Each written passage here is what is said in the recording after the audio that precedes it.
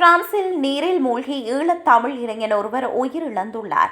93ஆம் பிராந்தியம் லூ பூ பேஜே பகுதியில் வசித்து வந்த 26 வயதுடைய தமிழ் குமரன் சதானந்தன் என்பவரே இவ்வாறு உயிரிழந்தார். குறித்த இளைஞன் யாழ்ப்பாணம் கொழும்புத்துறை பகுதியை சேர்ந்தவராவார்.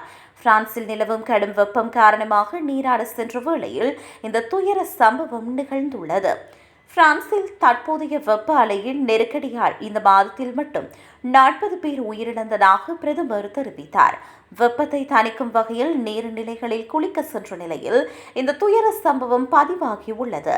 இவர்களில் அதிகளவானோர் இளைஞர்கள் என பிரதமர் உறுதிப்படுத்தினார். இந்த நிலையில் பிரான்சின் 54 மாவட்டங்கள் அதிகபட்ச அவசர நிலை வலயத்திற்குள் கொண்டு வரப்பட்டுள்ளன.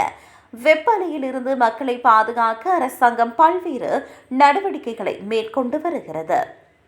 இதேவேளை மே மாதத்தில் ஏற்பட்ட முதல் வெப்ப அலைக்கு பின்னர் தற்போதைய வெப்ப அலை விதிவிலக்கான தீவிரம் கொண்டது என்றும் 2003 ஆகஸ்டில் பிரான்சில் சுமார் 15,000 உயிரிழப்புகளை ஏற்படுத்திய வரலாற்று வெப்ப அலைக்கு ஒப்பானது என்றும் மெட்டியோ பிரான்ஸ் எச்சரிக்கை விடுத்துள்ளது.